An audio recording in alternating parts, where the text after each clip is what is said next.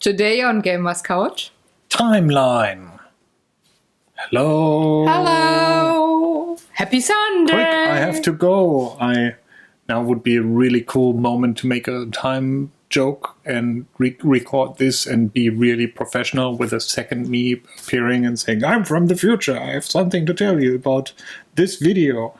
And then You're not the academic owl. And then future me will tell us, in approximately 10 minutes, your battery will fry and you have to re-record everything or something like that. No, because I just changed the battery. Welcome to the couch. Happy Sunday. It's time to talk board games. I'm Sarah, the artist behind Pinselgeschichten, and this very cute and funny creature next to me. Current time, Daniel, not future time, Daniel. Who's my hubby and always screws up my intros and the outros because he wants Not true. See? He does. We are talking board games every Sunday because we love to play board games and we don't have any other time in the week to talk to each other. So we have a date every... We do, but it turns out things get more efficient if we dedicate like half an hour per week to talk about me telling you to take down the trash is not conversation or talking. For me it is. Oh, wow. That's a successful dialogue. You have really low expectations. I'm very happy about that. I cannot disappoint like that. That's awesome. But we have time every week to talk board games. And, well, we record so you can see what we say. And find our opinions just as important as we do. Anyway, we talk about rules and gameplay first. That's his part to explain to you and give you an overview. Then we share with you what we liked or not liked about the game, and then we finish up with some funny stories and experiences and a tiny teaser for another board game series that I have on the channel. So, my dear, hop on to the first section. Rules and gameplay. Now. This time will be a really quick one because this game is really, really simple and quick to explain. Timeline is a game where you have a stack of cards and will be dealt a certain amount of cards, make it dependent on how many people are playing. So for 2, you might want to deal out 6 cards per player. For more players, you want to reduce that a little bit. I think the base game recommends 4 cards per player, but we found with 2, you may want to have a little bit more. Also, one of the cards from the stack is taken and placed on the table. Let's say, let me check. Something that has always been topical for our channel here and our discussion, the invention of wine. I thought you go with the playing cards. So this card then will be turned over, and you can see the invention of wine happened 6,000 before 0. Or Christ, I would assume. So this event happened 6,000 BC. Now, the youngest player in the round may play one of his cards and put it to the left or to the right of this card, indicating that it either happened before or after this event. As you can see, I lost the little bush under my nose, being my beard. So, lucky enough, the invention of the safety razor did that for me. And since personal hygiene is by far not as important as getting drunk, I'm pretty sure that this happened after the discovery or the invention of wine.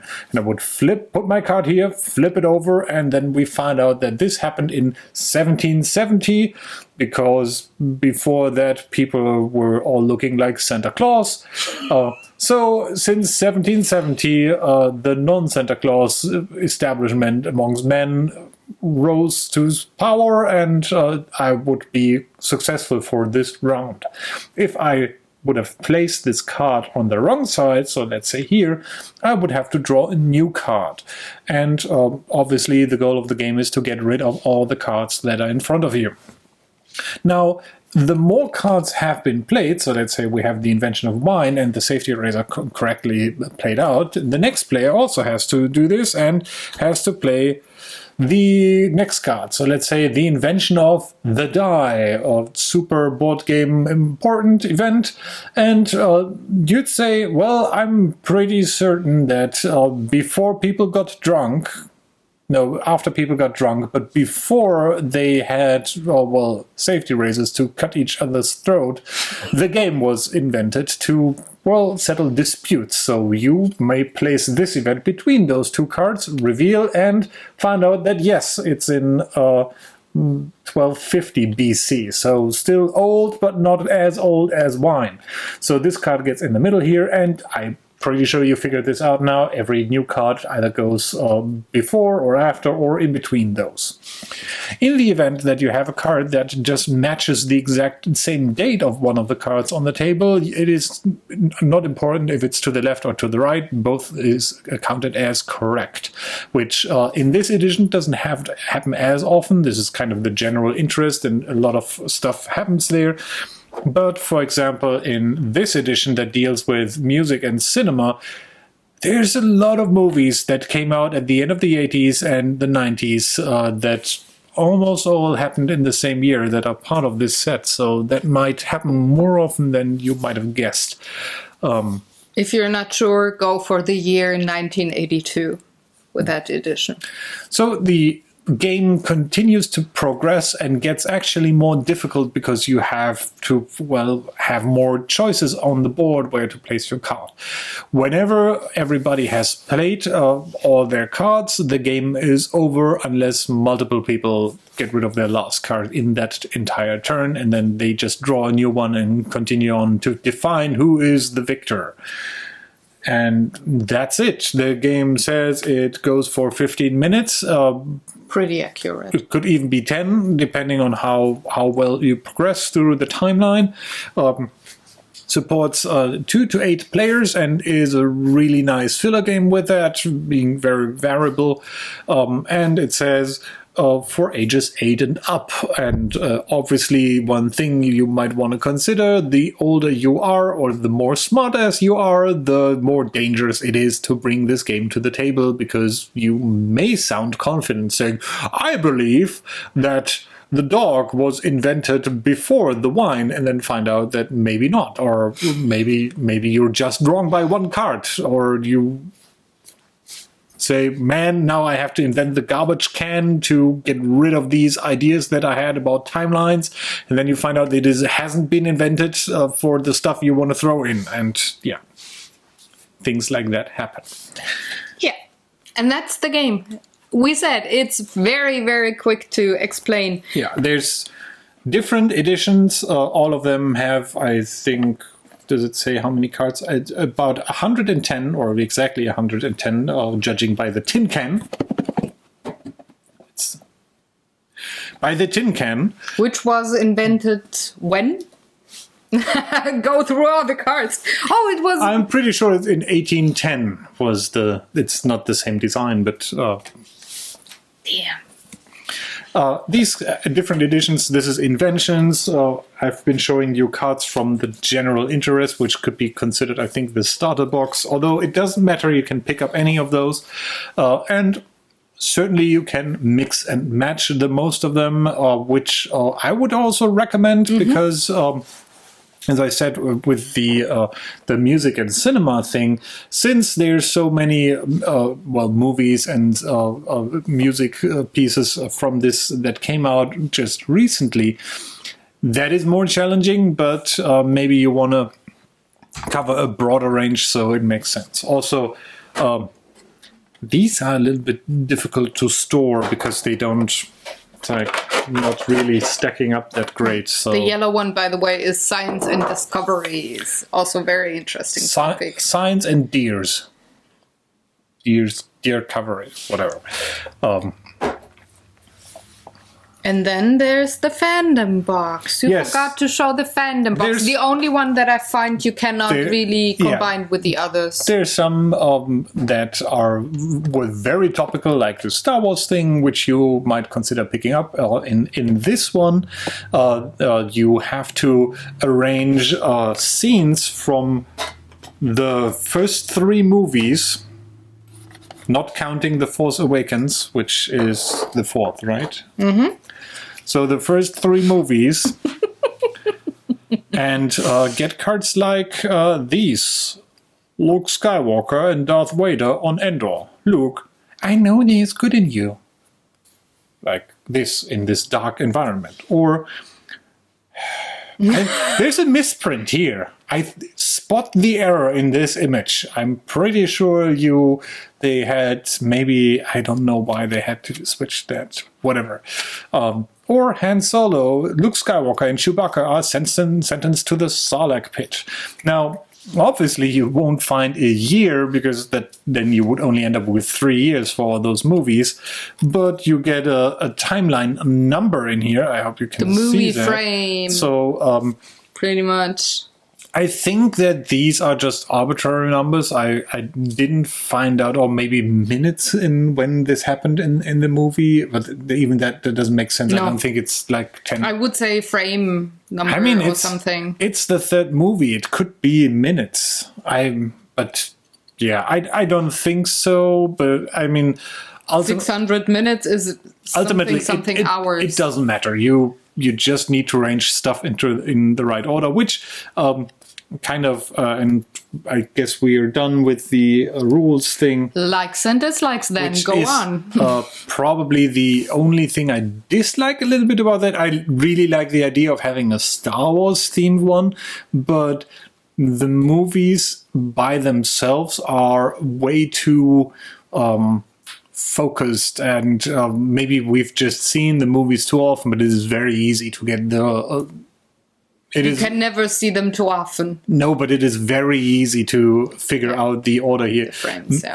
Only getting a little bit difficult if you have scenes that mesh together, where you have cuts between the 2 characters that do things at the same time. Oh yeah, right. Actually, he said that before they cut over to those other characters. That's why I think it's frames that the numbers indicate, because we had cards with conversations, and they were frame number 676 and 677. So this is obviously really going by the movie continuity and not trying to mark points in the fictional time of the Star Wars universe. Although I probably really would have liked that. I don't think there's another timeline edition, but maybe at some point there will be some out that I don't think that the movies alone would be a great idea. And now with the extended universe being kind of rebooted, restarted, it would have been cool to have, like, from all media, like books and maybe the video games. Yeah, or the Marvel universe, the DC universe. Oh no! I mean, constrained to Star Wars, so that okay. it is still one universe. Yeah. But that's lots of possibilities. That's a minor gripe, and I have to say, if you have children around that know the movies, love the movies, that is probably a pretty cool game to bring out that they might enjoy. Although I have to say, the learning factor, which is kind of the big plus, I think, for all of these games, specifically the ones that are about real inventions, although, of course, lightsabers are real. Being able to figure out that the first portable phone was invented in 1973, and maybe some of the cards aren't super exact. So if you have a pedantic nature about numbers and years, I couldn't even tell you if they were wrong, because I am not. But probably they got 1 or 2 cards wrong. But I think this is a really cool kind of game that teaches you stuff by forcing you to play it correctly without being a trivial pursuit. You just have to have this big amount of knowledge that you can get pretty far, surprisingly, with a fair amount of deduction, thinking about, okay, they probably had steel at that point in time, so it's unlikely that they could do something that is kind of made of steel beforehand. And sometimes history surprises you, and with that, I think the game does actually teach you stuff, because with that surprise, you say, I probably will start remembering that now from now on. And then you don't. And then you play another round, and it's like, oh. And that will be in the experiences. But I do like the kind of game as well. It's, like I said, it's a gateway game or a filler game. It's a travel game, a dinner game. And it doesn't, like, in comparison to Trivial Pursuit, I think with this one you can get away with a fair amount of guessing or deduction, as you said. Trivial Pursuit doesn't always have like a multiple choice that you can choose from and then guess, but you have to know the answer. And I don't want my head to be Wikipedia. I want to remember other stuff too. So I prefer this kind of game to the classic Trivial Pursuit. But I do like that you can easily mix and match or combine different expansions or themed boxes together, which makes it way more interesting. But you could also just go box by box by box by box and keep them separated as well. And I think it takes a while until it gets old. Yes, you will remember there was a bumblebee at the window while you were explaining. It bumped against the... Yeah, it's like it wanted to film with us, but couldn't. Maybe it was a bumblebee and not a bumblebee. No, it was a bumblebee. I know my... Yeah. Helicopter bee. But where was I? Oh yeah, you will remember the dates on the cards at one point, but I think it takes quite a while until you remember, unless you have an eidetic memory, but then you will probably not play these kinds of games. So replayability is pretty high, and I like that. And I mean, the artwork, funny enough, though you have different eras that you cover with the timelines in the different boxes, they're pretty consistent. They're all kind of special. So, for example, including the Star Wars one, of course. Yeah, I'm taking that out because that is just photos. There's no artwork like illustrations, but all the others, they're in the same style. Rihanna is drawn or illustrated in the same style as the tin can is, which is, first of all, in another box. She looks pretty much like a tin can. But it's the same line work. It's the same style. Let me bring up Daft Punk as a comparison shot to this. Yeah. So anyway, I like that it's consistent. So it doesn't make it easy for you if you mix and match those or just combine all of the expansions together. There's no way of telling just by the artwork of the cards, which I find pretty important and lovely there.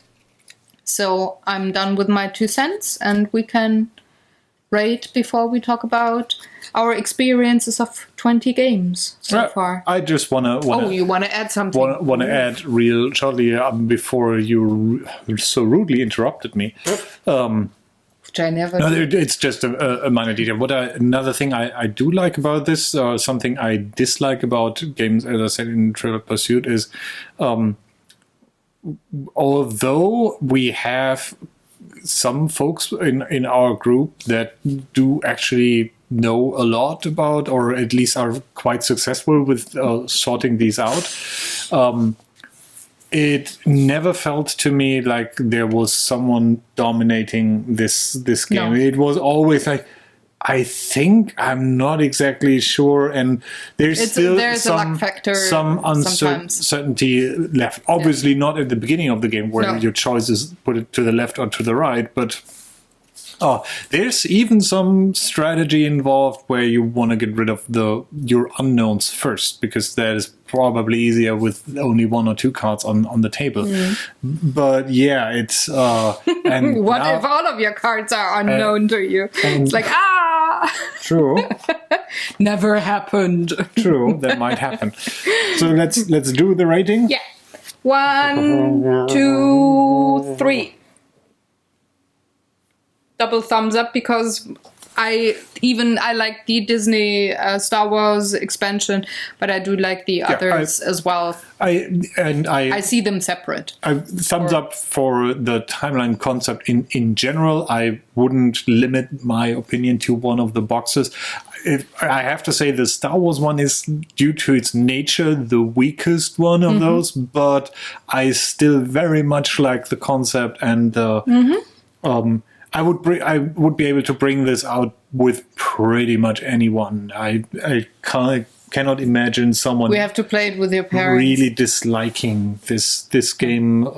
Maybe some are, but I think it would be one of the favorites for my mom, and we can play it with Tina's mom when she comes over in a couple of weeks. I think these are just games for casual gamers as well, that are lovely, that are not overwhelming. And this is why I would also give 2 thumbs up if you're looking for a game that can be reduced to a very small amount of space for traveling and carrying around. I mean, as I said, as unwieldy these boxes are, all you need are just the cards. And I mean, a stack of cards is like, well, you won't get away with these only, but it's not too difficult to just put them into a smaller box and have something for travel. It teaches you something which makes this pretty much awesome on all levels, and I will highly recommend it as a family game. Or even just as a game to play together. So for the 2 of us, this works fine too. We don't always have to play the super complicated involved games, but this is pretty great. Very lovely game. So let's hop into the funny stories and experiences. And we teased kind of already.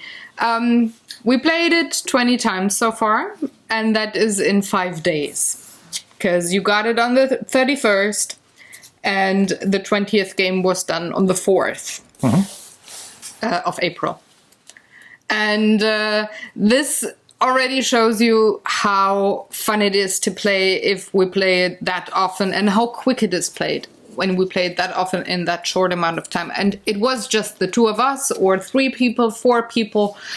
And even our very seasoned gaming group really liked it. It wasn't like, this is too simple, but it's more like, like Styx was really trying to, he was then explaining why he thought a card belonged in a certain time, and we all kind of did.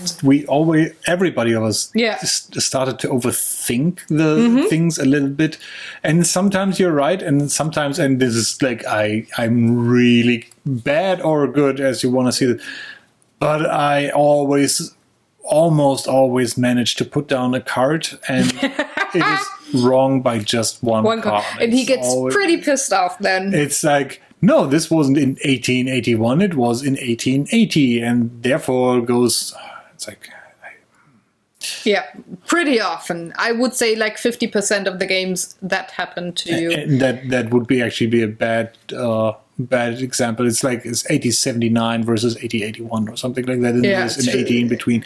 It's like, Con? Oh, well, no, wrong. No cards. Just quickly to show you, this is the full stack of one of those boxes in regards to carrying this around and traveling. It fits in pretty much every woman's purse. So. And that said, those boxes, the plus is, I hope you can see this, they have these really nice... inserts. Oh, sorry. Plush inserts, making it look very, very noble, expensive kind of thing. Cute. Yeah. But also, I think... The manual for a game this easy is obviously... I think I did enjoy the yellow and the green box most, So science and discoveries in the basic game, and then I would enjoy the music one because that was far too easy for me. I would enjoy that when combined with one of the other boxes a bit more, maybe. But especially with modern music and films, I'm pretty knowledgeable. So there was no learning effect for me as much as it was with the other boxes. I mean, it's don't get me wrong, it is nice to have a card once in a while where you know, this came out at least in between this and that. But for me, it is sometimes just too easy to say when were the Four Seasons by Vivaldi composed and when came Rihanna's I don't know what song. It's like, that's like 500 years in between. So I'm pretty sure one came before the other. And it happened way more with the music as a standalone game with me. At least to me, it felt like the distribution is very... There's a lot from future music, and then there's the past music. There are some of those cards, but they span out across such a large time. I mean, obviously, there's probably more music, at least documented and known with these cards from the more recent time than from past times. Simply because there's now a music industry. I mean, music was popular back then as well, but looking back at history, there's not as many songs that you would put on one of those cards. So I think I would enjoy the music one in combination with either science and discovery or basic, because then it's way more difficult to, get the timeline right. I very much like the science discoveries kind of stuff. Is that your favorite or inventions? box? So everything that has to do with something being discovered or invented for the first time there, that's my favorite topic, and it also is something that spans and that surprises me more often than not. And that is kind of why I like this. So I think if I had to put one thing on the spot, what I like most about this is how often you get surprised by it. I remember one game, I think it was Science and Discovery, I'm not sure though, where you had the card when was Sherlock Holmes invented. And you were so pissed off because you were by 1 year off. It was one of those moments again. And then you were like, I knew that. I read it. I'm like knowledgeable in that way. Get and then angry I screw with yourself. up. You get annoyed with yourself quite a bit. As with every game, but that's my personal superpower, getting angry with myself over being incompetent. Yeah. With me, it's just like, I had that game last time. When was that? I don't remember. Yeah, that is more frustrating if you get it. I had that card, or I had a couple of cards where I knew that you had them in the previous game. It's like, you had it in a previous game yourself. Like I had a couple of cards in multiple games, and I could not remember when. Yeah.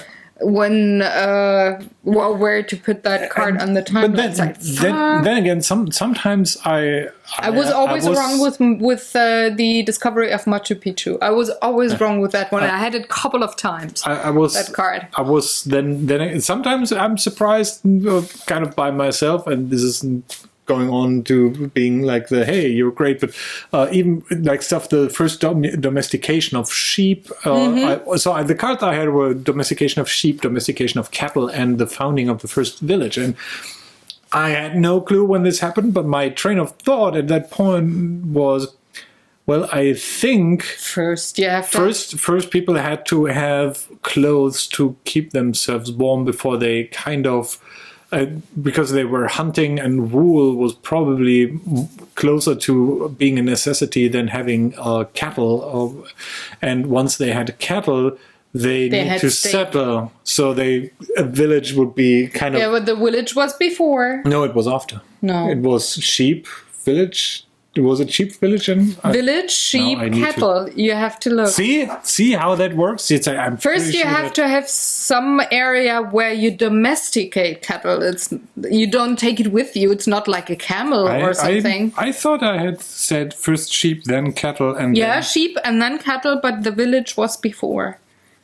And now I'm totally wrong, and haha. But I think that's how I remember. I take the second stack. The domestication of sheep was 9,200 before Christ. And the village was 10,000, so it was before the sheep, and the cattle should be after the sheep.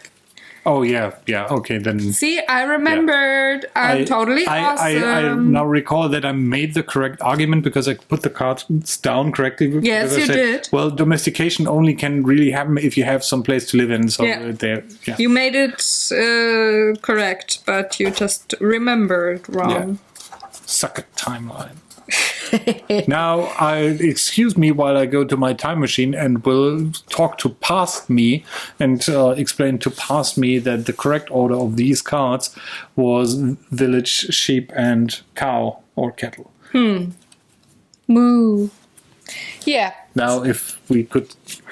Video editing. If this would be a professional show, then... Then I wouldn't shoot it with you the day before it's published and then work for some hours. You missed a great opportunity of saying, then I wouldn't shoot it with you. No, because I End of sentence. No, because I do like these sessions too much to not shoot with you. Well, but as with every great thing, things have to come to an end. So we'll end this show for today. We'll end? No, you're not a bird. You don't go to sleep now. Give me a blanket. No. That's why he's half asleep, because he has always one eye. Anyway, you were making such a nice outro. We were ending the show for today. You by now you know how this works. Do this liking thing or subscribing thing, the call to action, the sharing thing. Yeah, that would be nice as well. Yeah, we need to maybe some effective way of getting people to do that. Do it more. Do it now. My stomach commented on you liking and subscribing, which is... Yes. And if you want to see other episodes of The Gamers Couch and are maybe just new to the channel, either you can see it in the playlists on this channel, or if you are on Board Game Geek, you can see the geek list there as well. Below, there's a link to the geek list. No, are you going to send me the geek list? No, on Board Game Geek, under the video is the link to the geek list. Now I got, so many platforms. Speaking of geek list, we do have another geek list on Board Game Geek as well. Geek. So many geeks. And it's called Draw for Initiative, because you can not only play games, you can paint them as well, especially if you are interested in painting. And Tina, my dear friend, or our dear friend, and we have a weekly session of drawing for initiative. And having a draw for initiative. And we do have a different board game every week. And do you want to guess which one it is next week? Give me a hint. It's by my favorite designer. Bruce Harlick. He's my second favorite. Bruce, if you see that was just for you. No, my favorite designer, who's a Frenchman, and it has to do with making green stuff look great or eat it right away when it's put up. Making green stuff look great or... Yeah, if you're a human, you want to make the green stuff look really great. Because then you're awesome and you get extra pay or something. And if you're not the human, you want to eat it right away because you're always hungry. There's a there's a distant memory that my psychiatrist tried to erase from my mind about. You had a psychiatrist? I remember a bear. There's this little fuck. I love him. Eating away all my bamboos. Yeah, I guess you are the human. You were that particular human in your past life at one point. I would have loved to have seen you then with the long black hair. That was wig. Or there was the mop from the German lesson of the day. The mop is the German word for I have no idea what for the Feudel, which is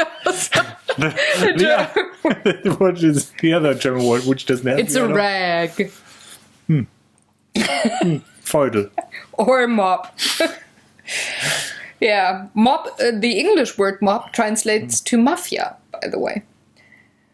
Just saying. The English word mob also translates to the English word mafia, or the Italian word mafia. Yeah, but we don't say mob in German. I forgot what the appreciation. I think that it was it's blah blah blah against. It's against the French. Yeah. Whatever history. It's not on the timeline card. Yeah, there's no date attached to that, so no. Yeah, but Sorry. do you know the game that we're gonna draw next week? On Wednesday, 9 a.m. CET on this channel? I try really hard to forget this PTSD-like situation with the stupid little bear eating. But bamboo is yummy. They were pink and beautiful. And then you had the pink bamboo. Oh. And then the little douchebag. But he liked pink and yellow. And green. He loves all the spring colors. I have on good authority, and I suspect you're in cahoots with the bear. You're pretty right about that. I do like the bear. We probably should remove at least one of the discussions per week as a punishment for you. Not the board game one, the one where you say bring the trash down, and now you can do it. I don't want to. I have to make laundry and cook, and you still take the trash down, which you can do now because we end the video. Haha. Have fun, everybody. I'm gonna take the bear down. The bear, not the beer. Okay, good. I thought I was. Yeah. Anyways, happy Sunday. Have fun. Enjoy. We will see you on Wednesday. On Draw for Initiative, and on next Sunday with a new game on this couch. Bye. Goodbye.